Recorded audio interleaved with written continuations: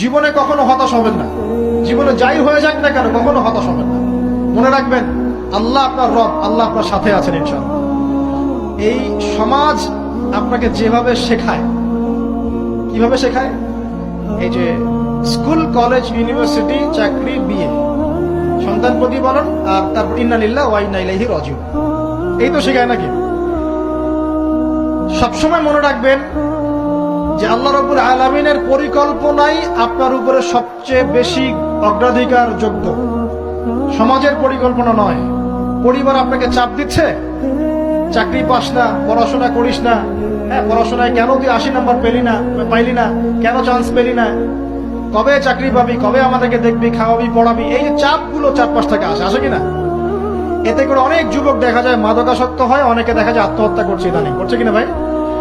এই শব্দটা থেকে আমি এই পয়েন্টটা আজকে লিখেছিলাম যে ভুলেও আল্লাহর প্রতি বিশ্বাস এবং তাওয়াক্কুল হারাবেন না।